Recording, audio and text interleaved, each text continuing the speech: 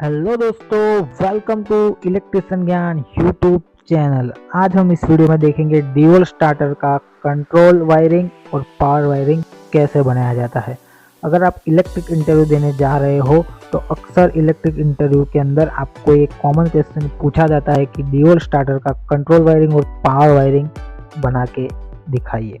तो चलिए इस वीडियो में हम स्टेप बाय स्टेप समझते हैं। सबसे पहले हम ड्यूल स्टार्टर का पावर वायरिंग देखें। तो पावर वायरिंग के अंदर हम सबसे पहले यहाँ पे 3 फेज सप्लाई लिया है, आर वाई और बी। आप देख सकते हो आर वाई बी, वो हम MCCB में दिया है। MCCB बीच में इसीलिए रखा है क्योंकि अगर कुछ शॉर्ट सर्किट या कुछ भी प्रॉब्लम होता है तो MCCB वहाँ पे ट्रिप हो जाती है, जिससे आगे सप्लाई नहीं जाने देती, तो कुछ भी नुकसान नहीं होता। इसीलिए हमने MCCB का यूज़ किया है।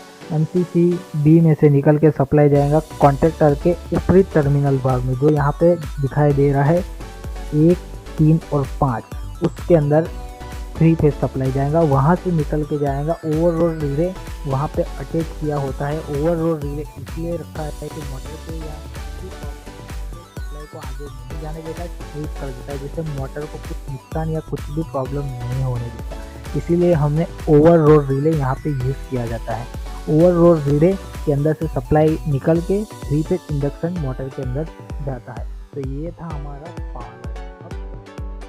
अब हम देखेंगे कंट्रोल वायरिंग। तो कंट्रोल वायरिंग के लिए हमने A1 और A2 टर्मिनल में 2 फेज दिए, क्योंकि मैंने यहाँ पे मेरा कॉन्टेक्टर दर्शाया है 415 कॉइल वोल्टेज का। अगर आपका ड्राइंग के अंदर आपको मैं कॉइल वोल्टेज दर्शाया 220 वोल्टेज का, तो आपको A1 के अंदर एक फेस देना है और A2 के अंदर आपको न्यूट्रल देना है। ये बात आपको ध्यान रखनी बहुत ज़रूरी है। यहाँ पे मैंने दिया है A1 में भी फेस और A2 में भी फेस, क्योंकि मेरा यहाँ पे कॉन्टेक्टर की कॉइल वोल्टेज है 415 वोल्टेज। तो चलिए वीडियो में आगे बढ़ते हैं। यहाँ पे मैंने A1 के अंदर फेस लिया है R फेस में से। R फेस के टर्मिनल से मैंने A1 के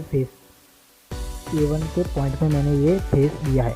अब मैंने A2 के अंदर डायरेक्ट फेस इसलिए नहीं दिया कि अगर कुछ भी प्रॉब्लम होता है या कुछ भी, यानी वो शॉर्ट सर्किट या कुछ भी प्रॉब्लम होता है, तो वो फेज आगे नहीं जाने देगा, यानी दूसरा फेज नहीं मिलेगा तो कॉन्टेक्टर वर्क नहीं करेगा। इसके लिए मैंने दूसरे फेज को यहाँ पे ओवरऑल रिले के 95 पॉइंट में से लेके A2 के टर्मिनल के अंदर दिया है, जो ये 96 टर्मिनल को ज्वाइन करता है और वो सप्लाई आता है NC के पॉइंट से।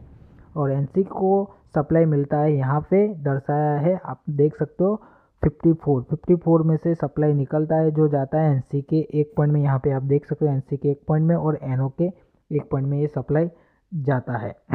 वहाँ से NC के एक टर्मिनल से सप्लाई निकल के जाता है 96 पॉइंट के अंदर। आप देख सकते हो यहाँ पे 96 पॉइंट दर्शाया है, वहाँ पे सप्लाई जाता है। तो वहाँ से आगे जाता है कॉइल के A2 टर्मिनल के अंदर। तो ये था हमारा NC का कंट्रोल वायरिंग। अब हम देखेंगे NO का। NO को 54 में से सप्लाई निकल के NO के एक टर्मिनल में गया, वहाँ से NO का एक टर्मिनल में से सप्लाई निकल के जाएगा कॉन्टेक्टर के 53, यानी कि ऑक्सिलरी कॉन्टेक्टर, जो ऑक्सिलरी पॉइंट होता है जहाँ पे NO का पॉइंट दर्शाया होता है, वहाँ पे सप्लाई जाता है। यहाँ पे 53 के अंदर ये सप्लाई यहाँ पे आया है। अभी आगे एक ज़रूरी बात ध्यान रखनी है कि अगर आपने 53 के अंदर ही सप्लाई दिया NO का, उस तो आपको अगर NO बटन यानी कि पुश करोगे तो मोटर स्टार्ट होगी। जैसे वहाँ पे पुश बटन से हटा लोगे तो मोटर स्टार्ट नहीं होंगी, बंद हो जाएंगी। इसके लिए हमको करना पड़ेगा कॉन्टेक्टर का होल्डिंग। तो इसके लिए मैंने 53 में से एक सप्लाई निकाल के कॉन्टेक्टर के 5वें टर्मिनल पे दिया है। तो ये जब आप NO को पुश बटन दबाओगे तो मोटर स्टार्ट हो जाएंगी। उसके बाद अब NC बटन दबाओगे तो मोटर आपकी रुक जाएंगी। और NC का मतलब आपको नहीं पता तो यहाँ पे मैंने दिया है, NC का मतलब है नॉर्मली क्लोज और NO का मतलब है नॉर्मली ओपन। अगर आप नॉर्मली ओपन, अगर आपको ये NO NC कॉन्टेक्टर इस सब की आपको डिटेल में वीडियो चाहिए तो मुझे कमेंट में ज़रूर बताएं। तो अगले वीडियो में इस कॉन्टेक्टर NO NC के टॉपिक पे बनाऊंगा। अगर आपको ड्यूल स्टार्टर कंट्रोल और पावर वायरिंग का ये वीडियो अच्छा लगा हो तो वीडियो को लाइक, सब्सक्राइब और कमेंट करके ज़रूर बताइए। मिलते हैं नेक्स्ट वीडियो में, तब तक के लिए बाय, जय हिंद, टेक केयर।